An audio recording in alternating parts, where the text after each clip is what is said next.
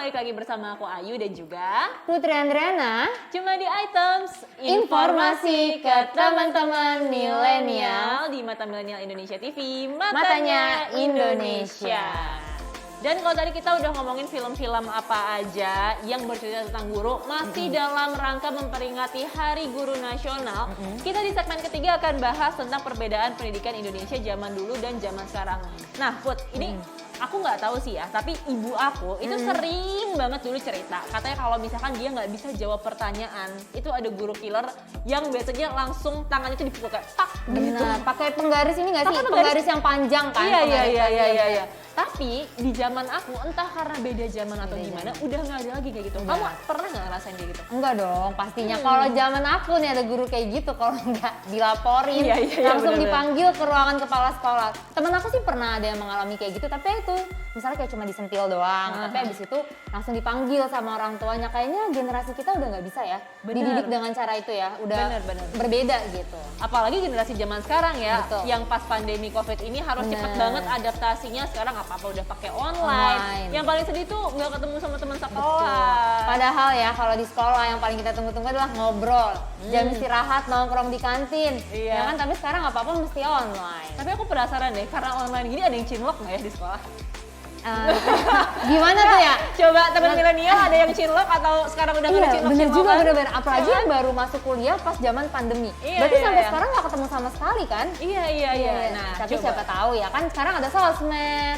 Coba di-share pengalamannya teman milenial di masa pandemi ini, ada nggak sih perbedaan-perbedaan signifikan yang kalian rasain? Boleh komen di bawah ini ya. Betul. Nah, masih dalam rangka memperingati Hari Guru Nasional ya, Put. Seiring berjalannya waktu kan pasti terjadi perubahan-perubahan di dunia pendidikan. Mulai dari kurikulumnya, terus cara mengakses pelajaran, hingga teknik belajarnya juga beda-beda. Dan kalau misalnya kita bahas, sebenarnya ada beberapa hal yang bergeser banget nih dari dulu hingga sekarang. Contohnya yang pertama adalah alat bantu belajar. Jadi bagi kalian generasi 90-an pasti sempat mengalami cara belajar menggunakan papan tulis hitam, kapur, dan juga penggaris kayu. Kamu masih ngerasain nggak zaman pakai papan tulis hitam, kapur gitu? Betul, ngerasain. Yang kalau kita nulis di papan tulis, pulang-pulang tangannya putih semua, ya kan? Iya, bener banget. Ngerasain banget. Iya. Nah, itu juga yang bergeser nih. Nah, selain itu, catatan pelajaran kalian juga biasanya cuma pakai buku tulis aja. Tapi sekarang alat bantu belajar udah menggunakan spidol dan juga papan tulis putih. Ini mungkin di kota-kota besar ya, cuma mungkin di beberapa daerah masih ada juga tuh yang pakai kapur-kapur itu. Bahkan sekarang banyak guru yang menerangkan materinya melalui layar proyektor.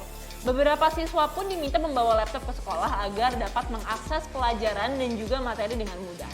Selain lebih praktis, perkembangan ini mampu membantu seorang untuk bisa belajar dengan lebih baik dalam rangka mencerdaskan kehidupan bangsa, bertujuan untuk berkembangnya potensi peserta didik agar menjadi manusia yang beriman dan juga bertakwa kepada Tuhan Yang Maha Esa, berakhlak mulia, sehat, berilmu, cakap, kreatif, mandiri, dan menjadi warga negara yang demokratis serta bertanggung jawab.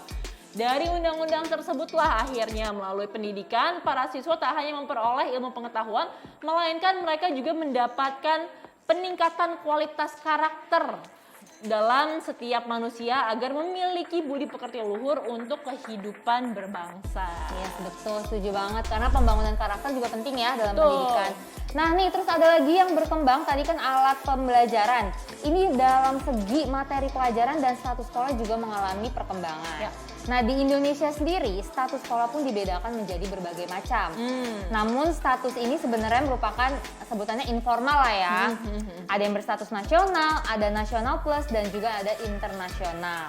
Nah, kalau sekolah nasional itu adalah sekolah yang menggunakan standar kurikulum nasional dalam proses belajar mengajar sehari-hari. Seperti yang diterapkan pada sekolah umumnya lah di Indonesia. Terus sedangkan kalau sekolah nasional plus itu adalah jenis sekolah yang menggunakan kurikulum nasional sekaligus mengadopsi kurikulum yang diakui secara internasional. Misalnya kurikulum internasional baccalaureate dan juga Cambridge International Examination.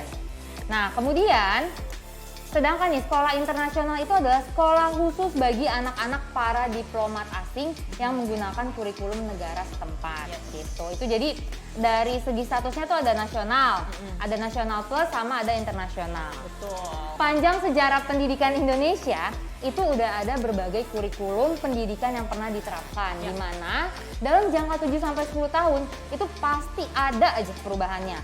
Salah satunya tuh ada kurikulum yang paling terkenal, yaitu kurikulum 1994 yang memunculkan istilah CBSA atau cara belajar siswa aktif. Di mana di sini sistemnya itu menerapkan kegiatan belajar yang cenderung selalu di dalam kelas. Atau kayak kita biasa umumnya lah ya, jadi belajar dalam kelas. Terus selain itu, guru juga mengejar target berupa materi yang harus dikuasai oleh siswa. Namun ya, kesalahan yang dilakukan siswa dalam memahami pelajaran itu tidak dianggap kegagalan. Hal tersebut hanya merupakan bagian dari proses belajar gitu. Nah, sementara ini kurikulum yang berlaku sekarang itu adalah kurikulum 2013. Pernah denger nggak sih Kurtilas? Enggak, Kamu nggak ngalamin ya? Aku nggak ngalamin. Jadi kalau aku tuh ngalamin. Jadi kalau Kurtilas ini tuh adalah kurikulum yang lebih mengutamakan sifat kita daripada nilai akademis kita. Jadi kalau nilai akademis kita itu nggak bagus-bagus banget, tapi sikap kita bagus, itu dilolosin yuk. Daripada kurikulum kita misalnya akademis kita nilainya 100 nih, tapi sikap kita buruk misalnya banyak melakukan kenakalan, itu malah nggak dilulusin. Dan itu banyak terjadi di angkatan aku. Waduh, serem juga ya. Gitu. Nah, terus jadi di kurikulum 2013 ini, siswa itu diminta selalu proaktif dalam mencari sumber informasi belajar. Di mana dalam proses belajar mengajar, siswa itu menggunakan buku tematik. Artinya dalam satu buku cetak sudah memuat beragam bidang studi.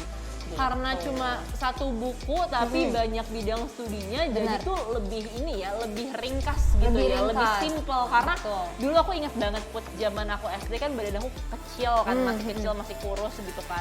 Terus aku bawa tas segede-gede karung beras, ya kan? Buku paket, paket, LKS, buku tulis. Ini cuma buat satu matkul. Sementara satu hari itu bisa kayak 5 sampai 6. Betul banget. Waduh, bongkok gak? Betul banget. Lama-lama. Tapi sekarang mungkin udah beda ya, zamannya udah gak kayak gitu lagi. Bener banget. Nah, selanjutnya nih ya, yang membedakan juga antara pengajaran dulu versus pengajaran sekarang adalah sumber informasinya nih teman milenial. Jadi dengan perkembangan internet yang sekarang udah cepet banget, pendidikan ini dapat memberikan solusi dalam hal kecepatan informasi, materi, atau pengetahuan tambahan dan juga kreativitas. Beda dengan zaman dulu, untuk menambah pengetahuan, seorang siswa harus membaca buku di perpustakaan atau baca-baca koran gitu ya, yang sifatnya fisik. Sekarang kalian bisa cari apapun dari smartphone kalian atau gadget, dan siswa dengan mudah bisa mendapatkan informasi tambahan baik berupa video maupun artikel. Tapi yang harus diingat lagi, kadang-kadang pakai smartphone itu menurut aku ya gangguannya banyak. Karena kalau misalkan aku lagi belajar nih, lagi belajar cari-cari informasi di gadget, kadang tuh ada pop up dari Instagram lah, terus jadi kepo, jadi ngebuka, bisa dibuang-buang waktu. Bener-bener. Tapi nih ngomong-ngomong sumber informasi ya, aku tuh zaman kuliah sering banget dosen aku ngomong kayak gini. Zaman kalian mah enak, sekarang apa-apa nyari di internet, tinggal cari Google. Coba zaman dulu saya mesti ke perpustakaan, cari buku, fisik kayak gitu kan. Tapi jangan salah, meskipun lebih mudah, banyak tantangannya. Karena kita dalam mencari informasi itu harus up to date, ya kan? Jadi meskipun lebih mudah, tapi ada juga tantangan lainnya gitu dibanding metode zaman dulu sebelum ada internet. Harus pinter-pinter filter informasi ya. Betul. Terus nih kita flashback dikit ya, apalagi teman-teman di rumah nih yang udah lama nggak sekolah offline. Kita coba bahas soal kegiatan di sekolah yang dulu tuh wajib banget dilakukan. Pertama nih ada upacara bendera. Pasti kan teman-teman yang sekolah online nggak merasakan dong. Aduh, sedih. Jadi setiap hari Senin ya kan, seperti biasa di setiap sekolah itu melaksanakan upacara bendera di pagi hari. Sebelum kegiatan belajar mengajar. Nih biasanya siswa paling males nih hari Senin tuh karena upacara. Iya benar. Tapi kalian perlu tahu juga nih guys, ternyata mengikuti upacara secara rutin itu bisa memberikan manfaat yang baik untuk membentuk karakter kita. Karena kegiatan ini tuh dapat menumbuhkan jiwa kepemimpinan para siswa dan juga rasa tanggung jawab. Selain itu ada manfaat lainnya seperti meningkatkan kekompakan, menumbuhkan jiwa nasionalisme, menumbuhkan jiwa kepemimpinan, membiasakan berpakaian rapi, dan juga membiasakan disiplin. Nah, kalau misalkan aku lihat sih ya, ponakan aku kan juga ada yang SD tuh. Sekarang mereka tetap upacara tapi di rumah. Di rumah. Gak berasa ya Nggak euforianya dijemur. Tapi tetap pakai seragam kan?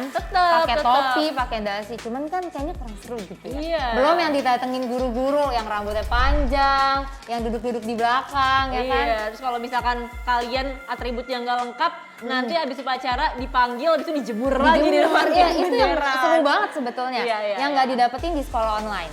Terus ini lanjut, ini yang terakhir adalah ada senam kesegaran jasmani. Yes. Senam ini selalu kita ikutin saat pelajaran olahraga tiba. Ini favorit semua siswa ya. Dimana semua anak-anak itu pasti hafal banget gerakan SKJ. Nah, selain menyehatkan tubuh, SKJ juga bermanfaat bagi mental. Seperti meningkatkan rasa percaya diri, membantu mengatasi kecemasan dan stres, meningkatkan konsentrasi, dan menciptakan suasana hati atau mood menjadi lebih baik. Aduh, Gitu. pembahasan ini tuh bikin aku jadi kangen sama guru-guru Kangen aku ya. dan sekolah pastinya ya. Betul banget.